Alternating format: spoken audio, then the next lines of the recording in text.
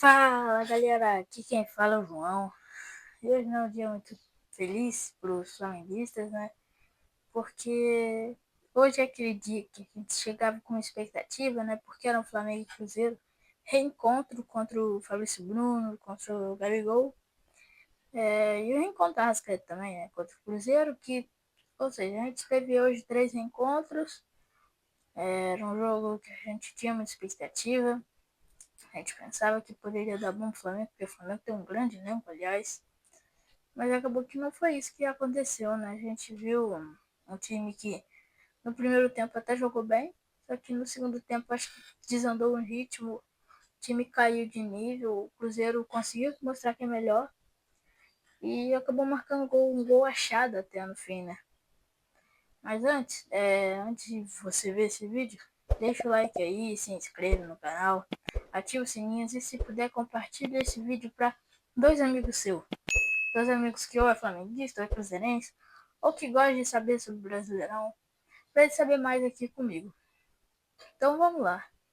O Flamengo, cara, vinha para esse jogo sabendo que precisava vencer, porque o Palmeiras mais cedo venceu o Vasco e agora está com a liderança. Né? Depois dessa derrota do Flamengo, e mesmo com o empate, o Palmeiras estaria na liderança mesmo assim.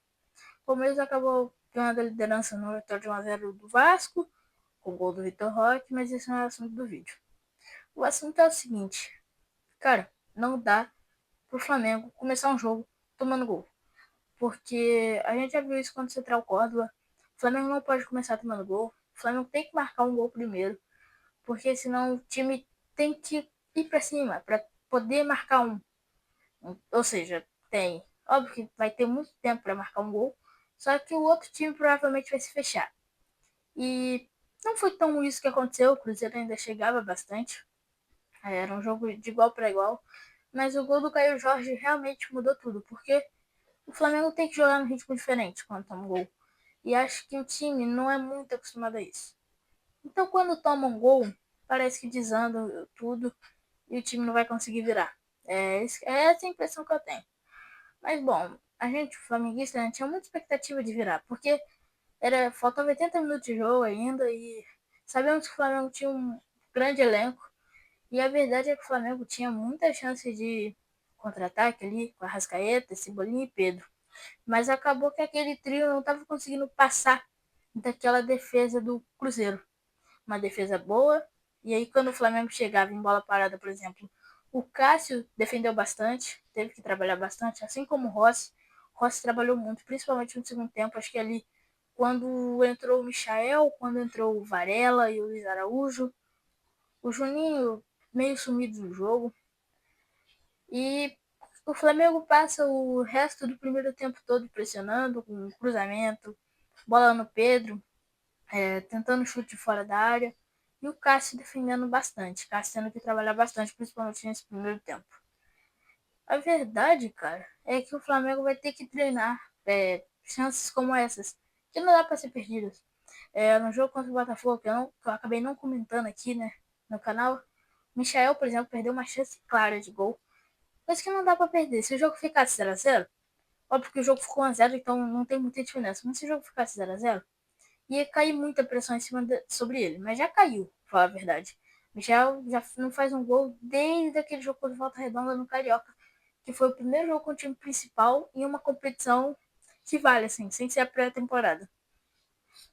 E aí, cara, o Michel não consegue fazer um gol desde lá, desde aquele dia. E acaba que é muito triste, né? Você vê um cara Michel, que chegou muito bem aqui no Flamengo na sua segunda passagem, começou muito bem, teve 2 lesões ali, principalmente aquela contra o Fluminense, voltou bem contra o Fluminense, aquela final de Carioca. Ele e o Juninho jogaram muito aquele finalzinho de segundo tempo. O Michel até fez um gol que foi anulado, mas desandou tudo com o Michel. O Juninho também perde muita chance, mas ele tem raça.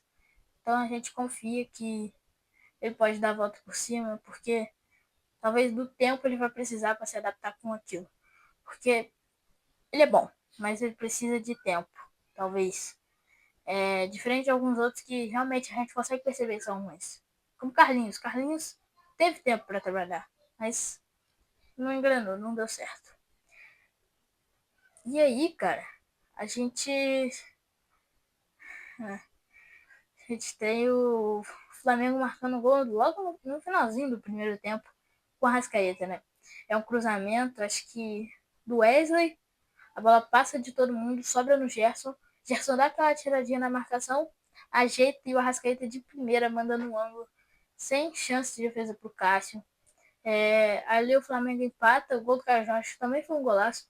Também tem um pouquinho de falha do Léo Pereira. Léo Pereira abriu espaço para poder chutar. Acabou que o Léo Pereira jogou muito mal hoje, né? Então o Flamengo empatou aquele jogo e ia pro segundo tempo com aquele negócio assim: vamos virar, vamos virar, vamos virar. Mas quando chegou no segundo tempo, o Flamengo não estava jogando igual o primeiro. O Flamengo estava jogando mais com posse de bola sem objetividade.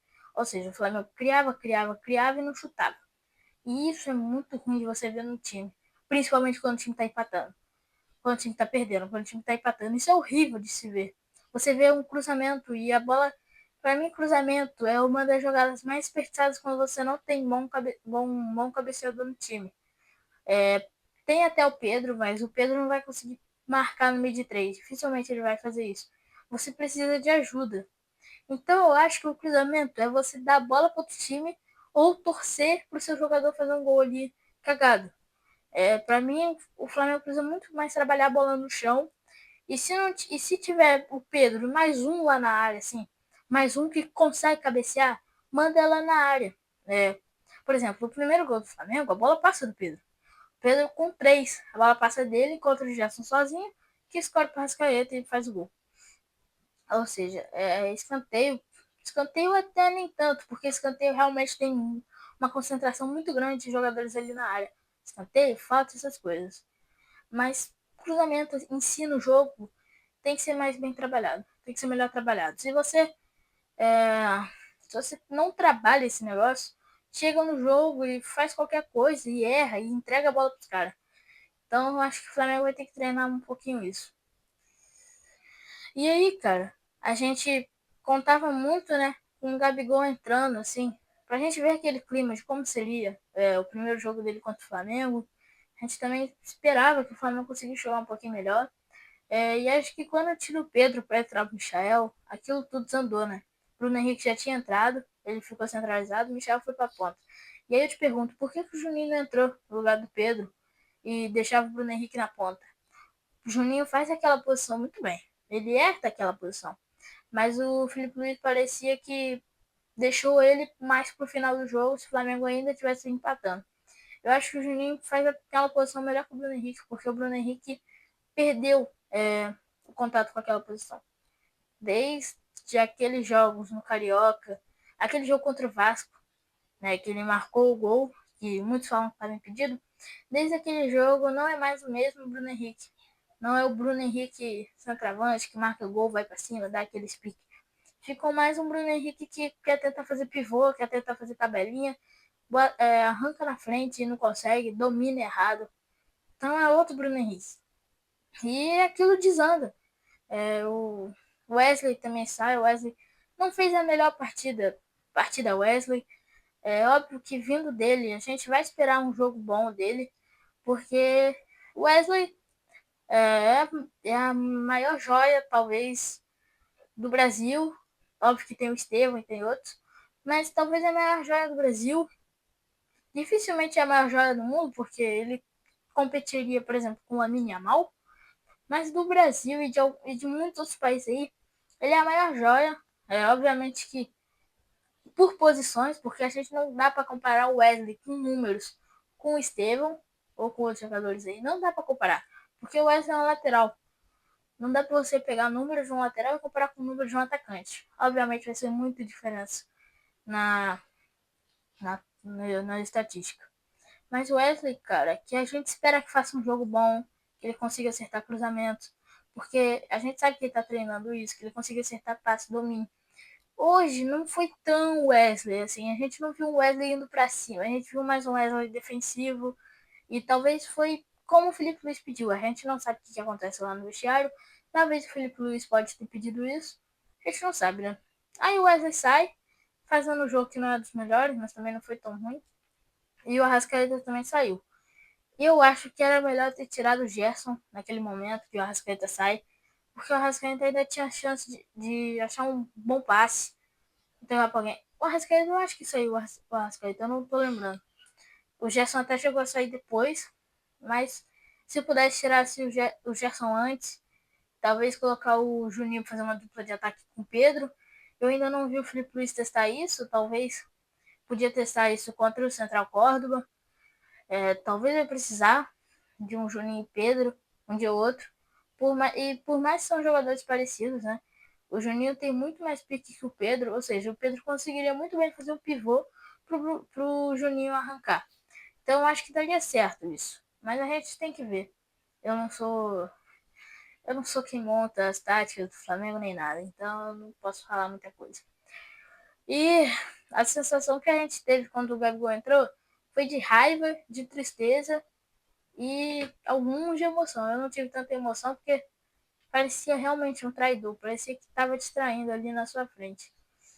Porque quando ele entra, ele até tem uma participação ou outra ali, tocando tal, mas a maior participação deles, do Cruzeiro, foi no pênalti ali, né? O pênalti que, cara, pra mim não foi nada, porque o Léo Pereira já tava. Os jogadores que estavam em disputa era o Léo Pereira e mais um, não lembro o jogador do Cruzeiro. Já tava sem a bola. Ele acaba escorando pro Gabigol, só que a bola não vai redondinha. E aí, quando o Gabigol e ele percebe que a bola não vai redondinha para poder fazer alguma jogada, o Gabigol sai da bola, ele se joga no chão e acaba tendo aquela reclamação toda. Mas por que eu acho que não foi nada? Porque o Léo Pereira pega no pé de apoio. Ele estava tocando com outro pé, ou seja, não encosta nem no pé que ele estava tocando. Então, ele já estava sem a bola, não encosta nem no pé que ele estava tocando, não muda assim. O passe dele não mudou tanto, porque quando tem o toque do Léo Pereira, ele já tinha tocado. Mas também o Léo Pereira errou. Não dá para dar um toque daquele na área. Óbvio que o Cruzeiro vai fazer escândalo para marcar um pênalti. E foi achado. O Gabigol vai pra bola. E tem muito isso na mente, né? O Gabigol já jogou no Flamengo. O Rossi treinava com ele. Então a gente pensa, o Rossi tem muita chance de pegar. Mas ao mesmo tempo que tem chance de pegar, o Gabigol atualmente vem perdendo muito pênalti. Então o Gabigol sabe que provavelmente vai ter que dar um pique para fazer de rebote. Assim como o Pedro deu aquele pique contra o Juventude. Então a gente viu o Gabigol bater, o Rossi pegou, mas acabou que o Gabigol conseguiu chegar na bola primeiro que os outros. E realmente isso tem uma chance muito clara de acontecer, porque ali na jogada é Gabigol, é o atacante e o goleiro. Se o atacante perde, os zagueiros de todo mundo do time, dos outros times, ou talvez do time do atacante ou do time do goleiro, estão atrás de uma linha tendo que correr para poder pegar o rebote. Acabou que o Gabigol, obviamente, chega primeiro. Eu acho que, para mim, todo lance que dá rebote, o atacante tem a obrigação de chegar primeiro que outros jogadores, a não ser o goleiro também tem a obrigação. É o goleiro ou o atacante. Não dá para chegar um zagueiro ali e tirar a bola. O atacante tem que ir nela. E o Gabigol já perdeu pênalti contra o Flamengo, né? Lá em 2018, quando o César pegou. Só que daquela vez o Vitinho tirou. Eu lembro até hoje. O Vitinho tirou aquele pênalti. Não foi o. O Gabigol não pegou o rebote. Mas aí, o Gabigol, quando pega o rebote e faz o gol, sai pra comemorar, porque ele não comemora na hora. Aí dá aquela sensação muito triste e raivosa de você ver o cara te traindo ali. Aquela pessoa, assim, o Gabigol, a gente amou muito, né, o Gabigol, porque ele é aquele jogador, cara, que ou você ama ou você odeia. E meio que a gente, os torcedores do Flamengo em geral gostavam dele, né? Ali, talvez até 2022, quando chegou 2023, realmente não dava, porque ele se tornou um jogador muito soberbo quando pegou a 10 também. Mas eu acho que ele aprendeu com seus erros, talvez no Cruzeiro tá até melhor. Vejo que ele não tá reclamando muito, ele pegou o banco agora e não reclamou. Mas a gente dá uma sensação triste no coração, porque ele jogou no Flamengo. É, na última partida dele do Flamengo foi um belo gol, né? Na última partida dele no Flamengo. E deu aquela sensação de explosão. A gente ainda tinha expectativa de que talvez ele pudesse ficar quando 1%, né? A gente sabia que era muito difícil. Alguns, né? Assim, realmente. O que é passado, assim como o Everton Ribeiro saiu, ou o Diego Alves, por exemplo.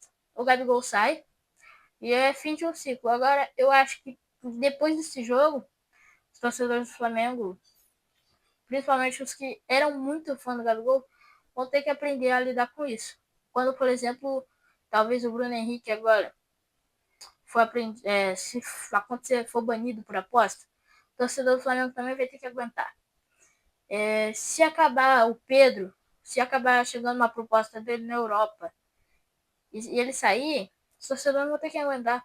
O Arrascaeta também é outro, porque se chegar uma proposta dele pro Penharol, por exemplo, é um exemplo, e ele sair, os torcedores vão ter que aguentar. Arrascaeta, que talvez é o nosso maior ídolo agora, dessa geração de agora, e vai ser por um tempo. Eu acho que dificilmente o Bruno Henrique passa, porque o Bruno Henrique, tipo assim, se a Arrascaeta tá mal,